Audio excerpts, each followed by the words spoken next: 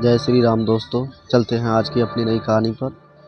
हरिया अपने छोरू के साथ कंधे पर अपनी इकलौती बेटी को बिठाए लंबे डग भरता चला जा रहा था। अगर आज छोटे मालिक चले गए तो बड़े मालिक से नज़रें कैसे मिला पाएगा। छोटे मालिक के बड़े एहसान है उस पर। इस साल तो टिड्डियों ने पूरी फसल चौपट कर दी थी। भला हो छोटे मालिक का जो समय रहते ही फसलों में आग लगवा दी थी, जिससे आसपास के किसानों को दुर्वच्छ नहीं देखना पड़ा। हवेली दूर से ही नजर आ रही थी। हरिया ने अपनी टूटी फूटी चप्पल उतार ली और साथ में लाई हुई थैली में डाल ली। आगे का रास्ता उसे नंगे पैरों ही तय करना था। अब तक हरिया ने अपनी बेटी राधिका को नीचे उतार दिया था। राधिका पक्की सड़क को अचंभे से देख रही थी। धूप से सड़क अभी भी गर्म थी।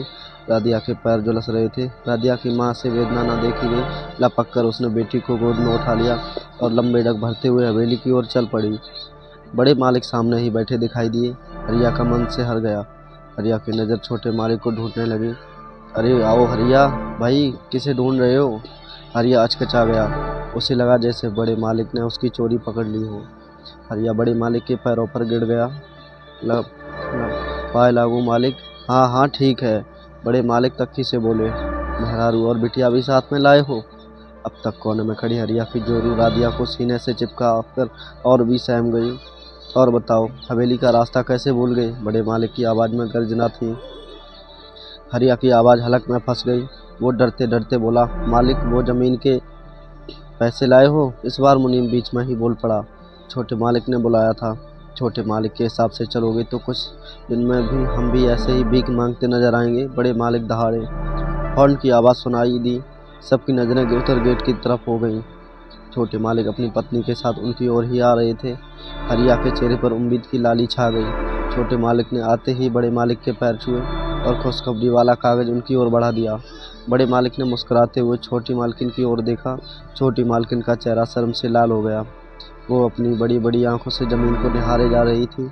मातृत्व से उसका मुखड़ा मिल गया था। अरे हरिया, सही टाइम पर आए हो तुम। आज बहुत बड़ी खुशी का दिन है। और छोटे मालिक ने हरिया के ज़मीन के कागज़ हरिया को सौंप दिए। हरिया उनके पैरों में गिर पड़ा। मालिक, यह एहसान जीवन देकर भी ना चुका पाऊंगा। इसमें एहसान कैसा, ज़मीन तुम्हारी थी, तुम्हें वापस दे दी। रही एहसान की बात तो उतारने का मौका भी है। हरिया टुकड़ टुकड़ उनकी ओर देखने लगा। प्रभा जी के पास अपनी जोरू को कुछ दिन के लिए छोड़ दो। घर में कोई और नहीं है। प्रभा जी को कुछ मदद मिल जाएगी और हम भी बेफिक्र हो जाएंगे। बड़े मालिक और मुनीम जी कुछ ना बोले। प्रभा जी, बच्ची भूखी होगी, इन दोनों को अंदर ले आओ। हरिया कृतज्ञता से छोटे मालिक को देखता रहा। कजरी ने पहली बार हवेली में पैर रखा था। रदिया की उंगली पकड़े धीरे कदमों से मालकिन के पीछे चल रही थी। देखते देखते महीनों निकल गए। बच्चे की किलकारियां से हवेली का सुनापन खत्म हो गया। आज कजरी का बदन बुखार से तप रहा था। वो हवेली न जा सकी थी। रदिया का भूख से बुरा हाल था। जैसे तैसे कुछ रोटियां बनाई हरिया ने। रदिया ने जिद पकड़ ली कि रोटी हवेली वाले अचार से खाएगी। बेटी की जिद से हार गया हरिया। हरिया ने सोचा कि कुछ मदद भी कर देगा और अचार भी मांग लेगा। मालकिन बहुत अच्छी है, मना नहीं करेगी। हरिया सोचते सोचते हवेली पर कब पहुंच गया पता ही न चला। अरे हरिया, अच्छा हुआ तुम आ गए। अच्छा, कजरी की तबीयत कैसी है। अभी ताप तेज है मालकिन, कल शहर जाकर बता आना। हरिया का मन हुआ अचार मांग ले, पर हिम्मत न हुई। सारा काम खत्म हो गया, पर बेटी का चेहरा घूमता रहा हरिया की आंखों में। बापू अचार लाना।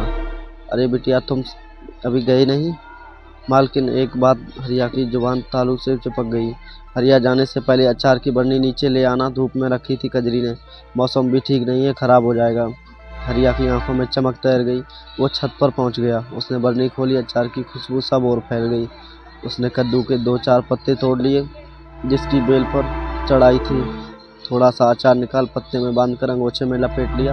तभी किसी की पदचाप सुनाई दी। हरिया डर गया कहीं उसकी चोरी ना पकड़ा जाए।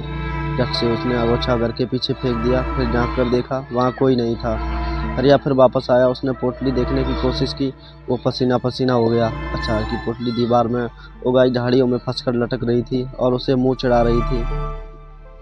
हरिया सन्न रह गया। अब वो क्या करे। बहुत कोशिश की पर वो पोटली निकल ना पाया। सो वो पकड़ा जाएगा। उसके मन में बुरे बुरे ख्याल आने लगे। छोटे मालिक क्या सोचेंगे, धिक्कार है उसे। वो आत्मग्लानि से भर उठा। उसे जीवन उसका निरर्थक लगने लगा।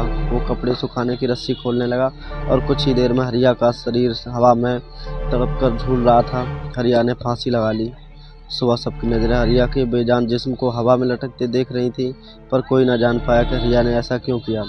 हरिया का शरीर उसकी ज़मीन की मिट्टी में एक हो गया था, पर वो पोटली अभी भी मुँह चिढ़ा रही थी। कई ऋतुएं बीत गईं, जब वो पोटली भी जर्जर हो गई, और फिर एक दिन हवा के थपेड़ों ने उसे भी जमींदोज कर दिया। कहानी यहीं पर समाप्त होती है। दोस्तों, कहानी पसंद आई हो तो प्लीज़ लाइक, शेयर, सब्सक्राइब करना ना भूलें, और अब कमेंट में बताना कि कहानी कैसी लगी। इससे हमें मोटिवेट होता है और मैं और अच्छी कहानी बनाने की और सुनाने की कोशिश करूँगा। ऐसी डेली नई नई कहानियाँ सुनने और देखने के लिए हमारे चैनल को सब्सक्राइब करें। धन्यवाद दोस्तों। जय श्री राम।